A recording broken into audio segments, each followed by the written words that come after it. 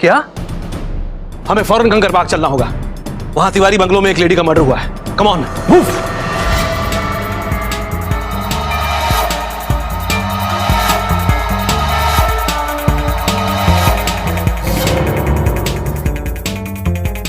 ये तुम में से हरिराम कौन है? जी हमरे नाम बा। हमें आपके फोन करके बोलौनी। तो हत्या इसी बंगले में हुई है? जी चलिए। जी आए।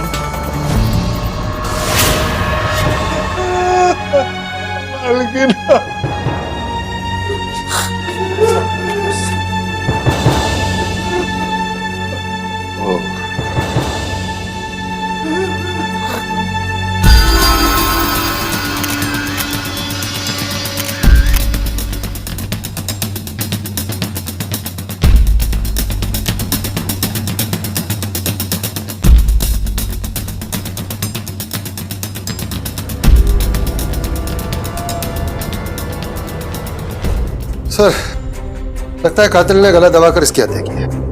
सही कह रहे हो पांडे।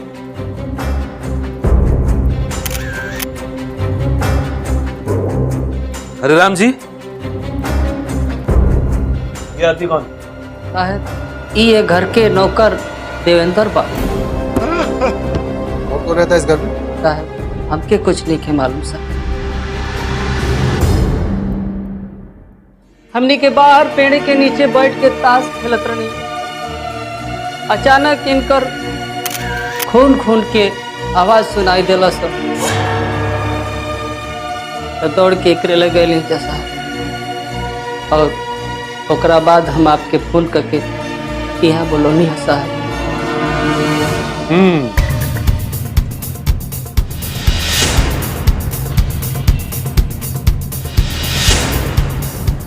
सर, नहीं ऐसा तो नहीं है कि रॉबरी के इरादे से कोई आया हो और नहीं, ये हत्या लूटपाट की वजह से नहीं की गई। You are right sir. इसके गहरे सब सही सलामत है।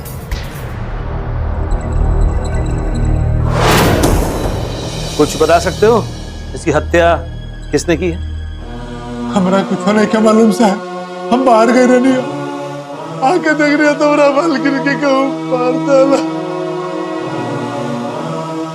कौन रहता है इस घर में? हमारे मालिक आलोक साहब मालिक डरा।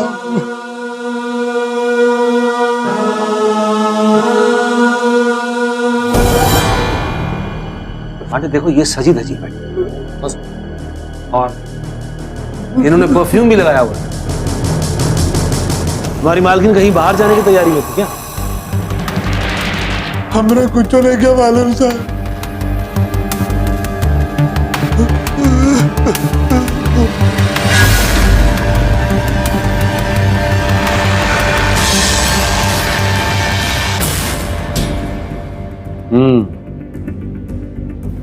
ऐसा लगता है कि ये परफ्यूम लगा रही थी, तभी हत्यारे ने इसकी हत्या की।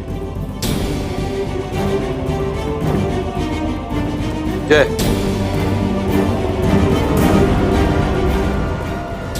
तुम्हारे मालिक आलोक साहब कहाँ हैं? ऑफिस गए बनी साहब। जय, तुम इसके मालिक का नंबर इससे लो और उसे यहाँ बुलाओ। आप आलोक जी का नंबर बताइए। 916754। हरिराम जी, क्या आपने बंगले के अंदर किसी को आते जाते देखा था क्या? साहब हमनी के ऐसा जगह ताश खेले नहीं जा कि वहाँ से कुछ दिखाई ना पड़ेला। अभी बंगला में के आवत बा के जात बा। ठीक है, तुम लोग जा सकते हो। तुम लोग की अगर दोबारा जरूरत हुई तो हम आपको बुला लेंगे। Okay? Sir, mobile out of coverage area बता रहा था। उसके ऑफिस का नंबर लगा। ऑफिस का नंबर बताइए। 40।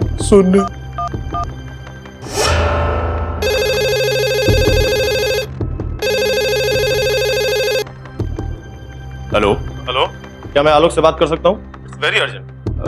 जी वो ऑफिस में तो नहीं। क्या? आप कौन बोल रहे हैं? मैं उनका बिजनेस पार्टनर सुजीत बोल रहा हूँ। देखिए, आलोक का मोबाइल नेटवर्क से बाहर। अगर आपसे उनकी बात हो तो उन्हें कहिए कि वो सीधे मेरे मोबाइल पे कॉल करें। ओके।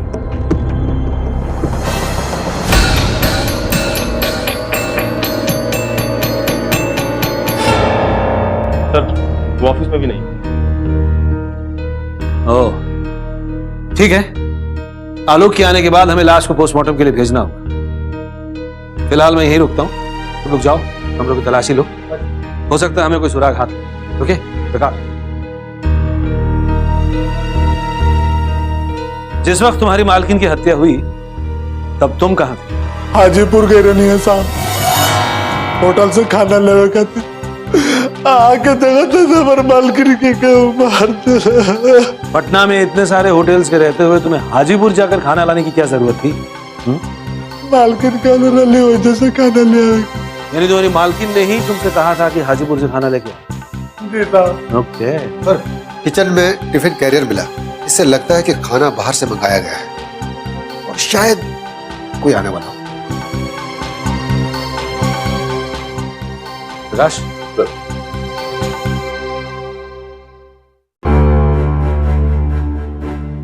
ये नौकर कह रहा है कि ये हाजीपुर के किसी होटल से खाना लाया है। तुम जरा पता करो किस होटल से लाया है, और साथ में ये भी चेक करो कि ये सच कह रहा है या झूठ कह रहा है। ओके?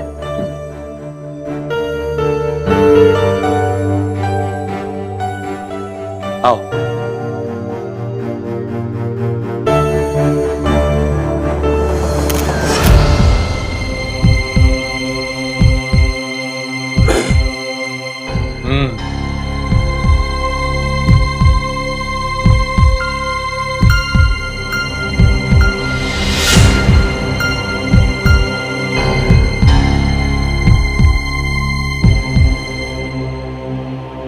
चिकन,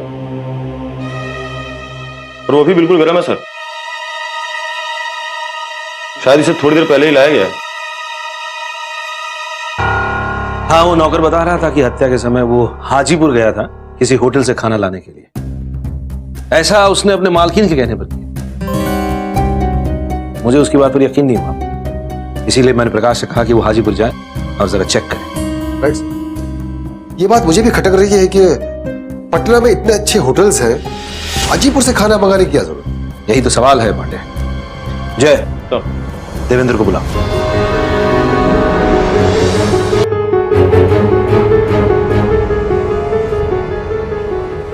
देवेंद्र, क्या दोपहर के समय तुम्हारे घर पे कोई खाना खाने आने वाला था?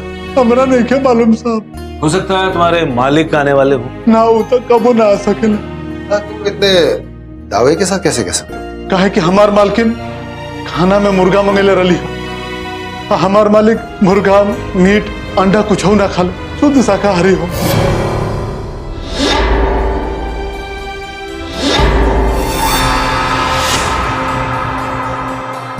तुम्हारी मालकिन नॉनवेज यानी मीट मुर्गा खाती थी क्या? ना, वो ना खाले। शायद आलोक को पता हो कि खाना किसके लिए मंगवाया गया हो। जय, तो उसे फिर से कांटेक्ट करो। Excuse me. हेलो सर, आलोक लाइन पे। ओ, हाँ बोलो। हाँ अच्छा जी, आप आ जाइए सर, वो घर पे ही आ रहे हैं। ओके। कविता, कविता, कविता,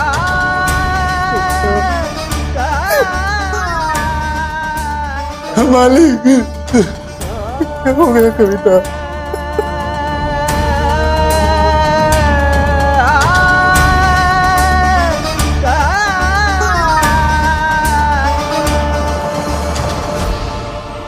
मिस्टर आलोक, आपको किसी पर शक है जो आपकी बीवी का कत्ल कर सकता है? नहीं, एक बार दिमाग पे जोर डालिए, शायद कुछ याद आ जाए। कुछ नहीं। क्या आपको पता है लंच पर आपके घर में कोई मेहमान आने वाले थे खाने के लिए? मेहमान? कैसा मेहमान? वही जिसके लिए आपकी बीवी ने स्पेशल नॉनवेज खाना मंगवाया था, और शायद उसके साथ बाहर जाने की तैयारी थी। इस बारे में मुझे कुछ नहीं मालूम।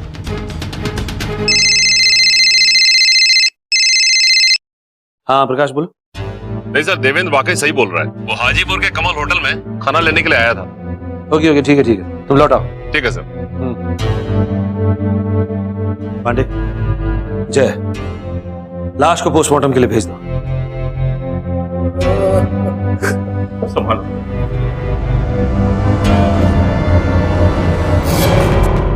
देवेंद्र, हमें ये पता चला है कि खाना लेने तुम स्कूटर पर गए थे, तो वापस आने में इतनी देर क्यों हुई? जी हम खाना लेवे गए रहे हाजीपुर तक। मालकिन कह रही कि माधुरी मैडम के एगो पैकेट देवे के बाद हम माधुरी मैडम घरे गए तो उनका घर पे ताला बंद रहे। वहां से हम मालकिन के फोन कैनी तो वहां कहली कि पैकेट दे के आई है, तो हम इंतजार कैनी माधुरी मैडम के पैकेट दे के हम नहीं उनका का पैकेट देना बहुत जरूरी रहे। क्या था उस पैकेट? हमके नहीं मालूम साहब। ठीक है, तुम जाओ।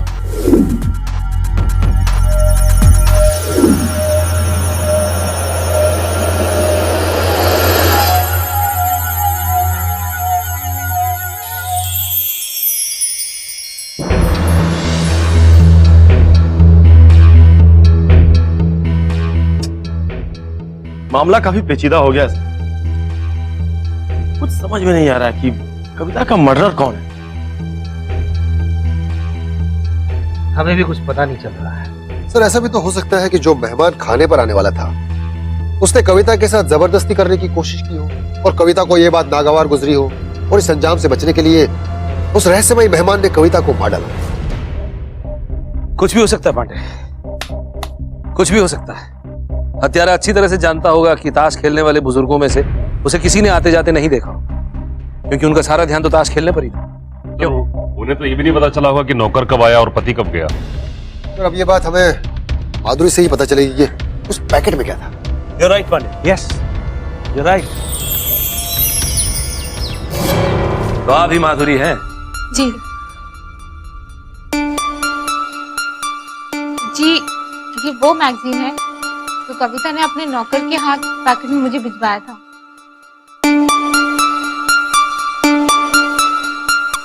लेकिन इस मैगजीन में ऐसा क्या है जो कविता ने देवेंद्र से कहा था कि आप तक पहुंचाए बिना वापस न लौटे?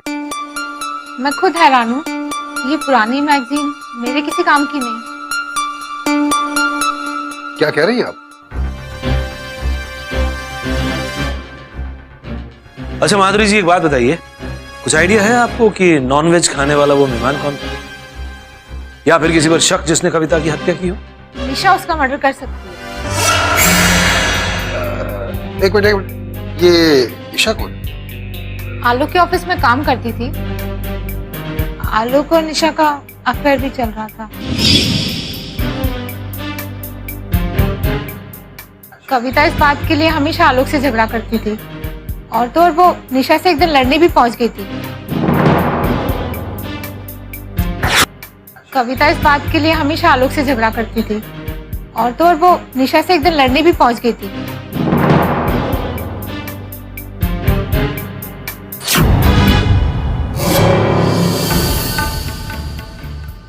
मुझे यहाँ क्यों बुलाया?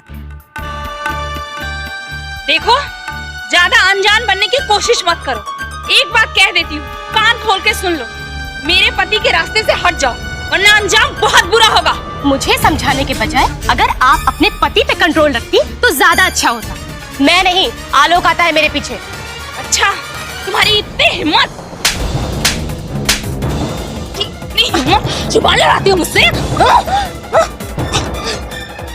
ये तो वक्त ही बताएगा कि कौन किसका क्या करता है। मैं नहीं छोड़ूंगी तुम्हें।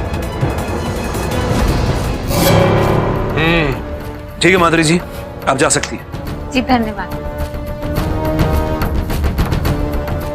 पांडे, प्रकाश, शालिनी, हमें निशा से मिलना होगा। हाँ तो निशा जी, कविता की हत्या हो गई है। हमें मालूम।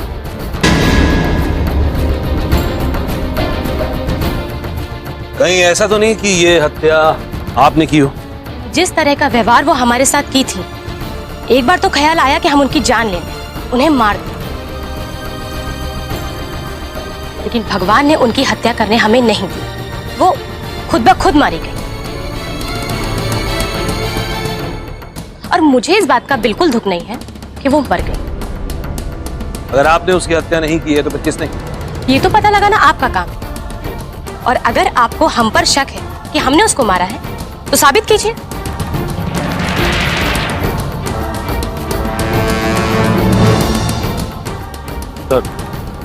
ये केस तो सुलझने के बजाय उलझता ही जा रहा है। एसपी साहब हमके याद आ गई हत्या के वक्त हम कविता की सहेली माधुरी के ओकरे बंगले के बाहर जात देखले रहे। यही बताओ खातिर हम आपके लगेली है साहब। Pandey, yes sir. माधुरी के फिंगरप्रिंट्स को मैच करवाओ। Okay sir.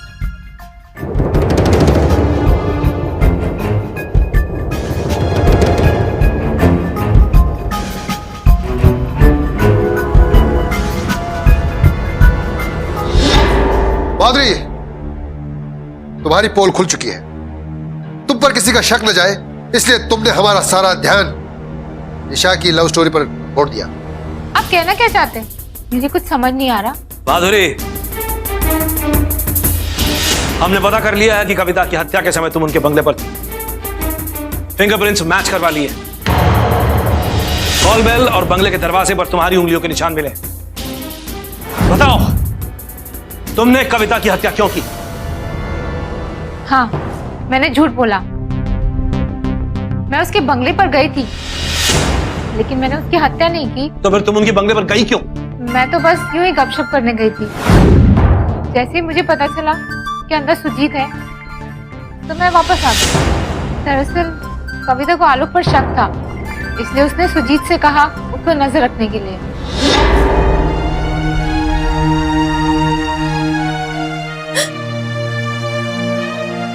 मुझे बेहद अफसोस है कि आप जैसी खूबसूरत वाइफ के साथ धोखा करके वो निशा के साथ मजे कर रहा है।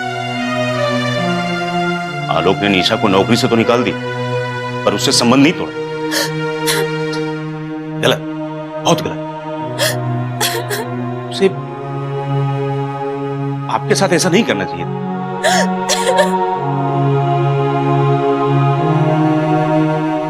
मुझे आपसे हमदर्दी है। कविता जी,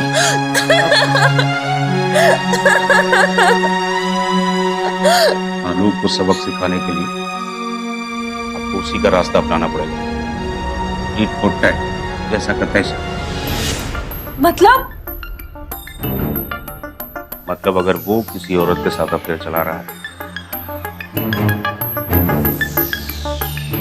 तो आप भी किसी के साथ अफेयर चलाइए। आपने तो मेरे मुंह की बात छीन ली। आलोक से बदला लेने के लिए मैं भी यही रास्ता अपनाना चाहती थी।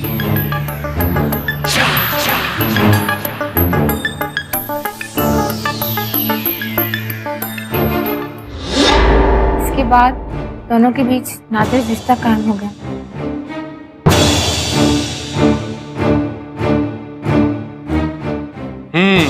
तो ये बात है, लेकिन इससे ये तो क्लियर नहीं हुआ कि कविता की हत्या के समय तुम कविता के बंगले पर क्यों गई थी? वो भी बताती हूँ। दरअसल एक दिन मैं किसी काम से कविता के बंगले पर पहुंची। कविता ने दरवाजा खोला तो उसकी हालत देखकर मुझे ऐसा लगा उसका पति घर पर है।